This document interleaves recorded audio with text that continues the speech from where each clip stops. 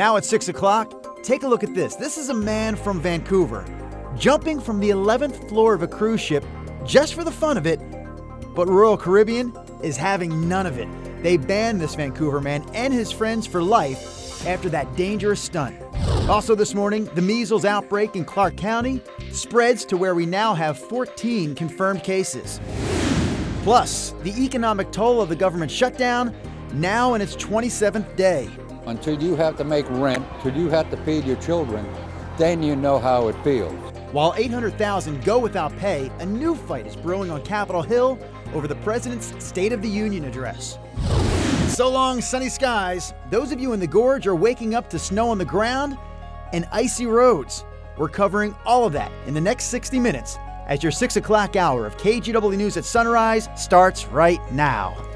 And it starts with this, a live look out there in Hood River. Hello, Mr. Snowman. That's a little guy. It kind of looks big. It's kind of fun. But it's actually sitting on the hood of a car. So a little snowman that tells us, yes, there was snow falling in Hood River overnight. And Tim Gordon is live there for us this morning. He'll bring us a live report in just a moment. So we do have a big heads up for families in the gorge this morning. The winter weather is impacting your schools. Yeah, we have a big old list of them. So take a look at a couple of them here. The South Wasco County School District and the Sherman County School Districts are closed. Now these districts are running 2 hours late. This is the big one here. Hood River County, Goldendale, Mill A, North Wasco County, Glenwood, Lyle, White Salmon, Centerville, and Klickitat. Now we do have all of these scrolling at the bottom of your screen along with other news headlines of the day. All right, Hood River and the Gorge, obviously our focus here as we start the 6 o'clock hour. Lacey is in for Chris McGinnis, and Lacey, I guess the question then is, are roads in that area affected by this? You know, it looks like I-84 is clear. There was some slush that Tim Gordon mentioned earlier that he had to drive through, but everything seems to be fine on I-84. And of course, here in the metro area, that storm did not impact us at all. Good. And we will check in with Tim again, but first, Rob, we start with you. Yes, so we had the rain last night. There are a few showers out there still right now, but generally we think if you're leaving in the next hour or so out the door, it's pretty quiet. Our temperatures stayed well above freezing last night. In fact, we'll be about 39, maybe 40 at your place at the bus stop when the kids start their day. Lunchtime, those showers will be increasing in number, and then by the time the kids get out of school, it'll be in the mid-40s and almost a steady rain, we think, out there. I want to show you something real quick. This is Futurecast tomorrow morning. Notice the wind now from the west in the gorge, not the east.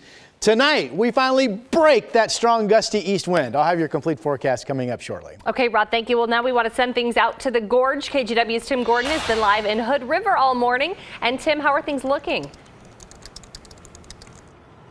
You know, not bad where we are, not to minimize what school closures are happening for people in county areas and upper elevations, but here in Hood River and getting here, not too bad. You can see a little bit of snow and slush out on the roadways, and you know the on and off ramps are always a problem areas. You see a little bit of it here just on this on ramp onto 84 westbound. But the good news is we're just above freezing, so it's really not frozen up. It's not icy, but a little slushiness certainly to deal with, and there are no doubt icy spots in places, more snow as you go up in elevation.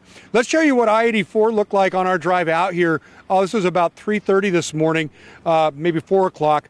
I-84 just a little west of Cascade Locks. You see a snowplow there working the edge of the freeway, throwing snow out of the way. The main roadway was clear at that point. We found some slush in the fast lane just west of Hood River as we came into town.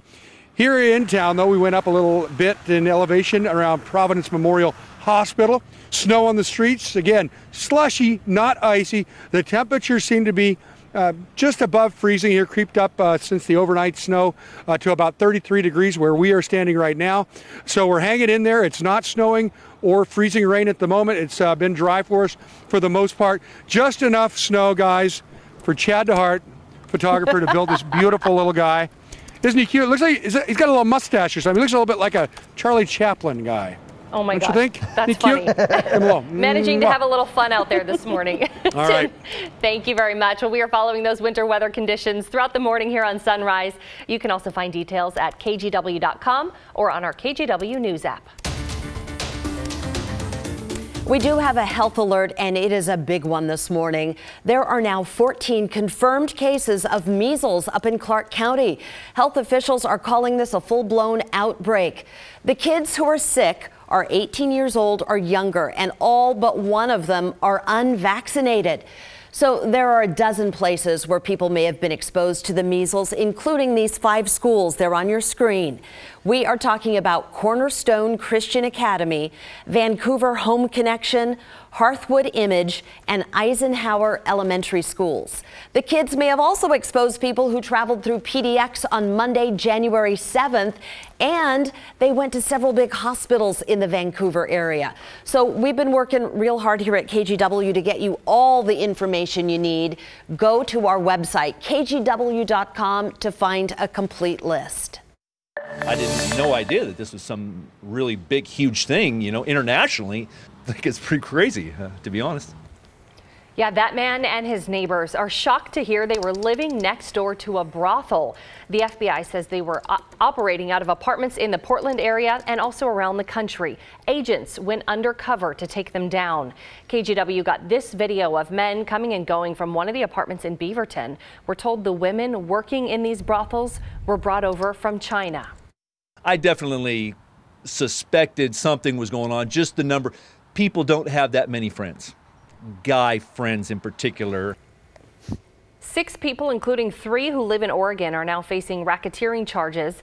The women from China working in the brothels are considered victims, and officials are getting them the help they need. It is now day 27 of the government shutdown, and this morning, there's a new fight brewing on Capitol Hill over the president's State of the Union address. So Democrats are urging the president to postpone his speech because of security concerns. And we're going to share more on those security concerns in a moment. But we also want to hear from you this morning. Today's viewer voice poll question is this: should the president postpone? Should he delay his State of the Union address? Again, we'll have more on that question and your responses coming up. But let's talk about those security concerns that we mentioned. Democratic House Speaker Nancy Pelosi says the president's protection cannot be guaranteed because many of the people responsible for security are currently furloughed. Requires hundreds of people working on the logistics and the security of it. Most of those people are either furloughed or victims of the shutdown, the president's shutdown. Not so fast, though. The head of Homeland Security is contradicting Speaker Pelosi's claim, saying that the department and Secret Service are fully prepared for the State of the Union.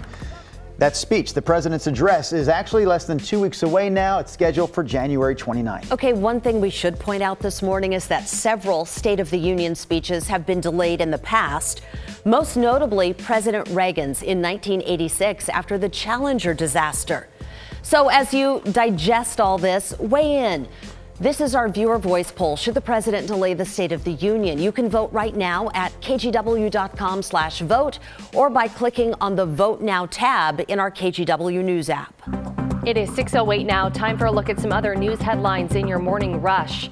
4 Americans are among those killed after a suicide bombing in Syria. Security cameras show a busy street and then a ball of fire erupts.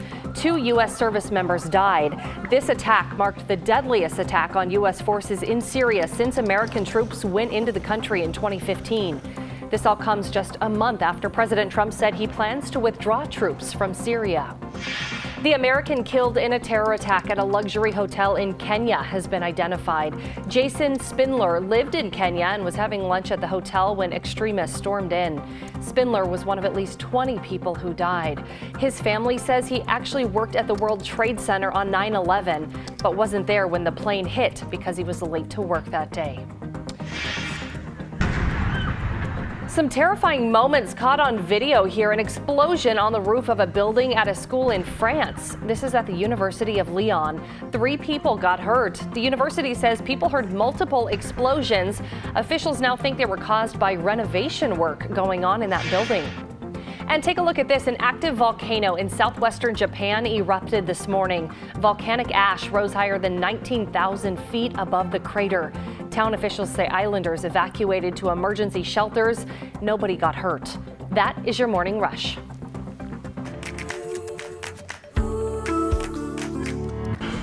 Oh my God. Yeah, this is our morning talker because anyone who's seen this video is talking about it. It's actually a Vancouver man you see right there jumping off from his balcony on the 11th floor of a Royal Caribbean cruise line ship. He's actually okay, but he's been banned for life. So have his friends from Royal Caribbean. The ship was in the Bahamas when Nick Native decided to jump. He says he thought it'd be a good idea, a good laugh for his friends. Security, though, they caught up with him when he swam to shore where the ship was docking. He did say he was in a ton of pain after the jump. His friends, as I mentioned, along with Nick, banned for life from Royal Caribbean. Banned from any cruise ship, he should be. I wonder how that works, by the way. I mean, banned for life. Can't you call back in 20 years, you give him a different name, you have a new credit card? No, I mean, I'm being serious. I wonder with how behavior like that, I don't know if I give is. that guy 20 years. Honestly, that is some ridiculous. You don't think he's going to survive You're making those kind of choices? Fair point. 2 decades is a long time for someone making those choices. Agreed.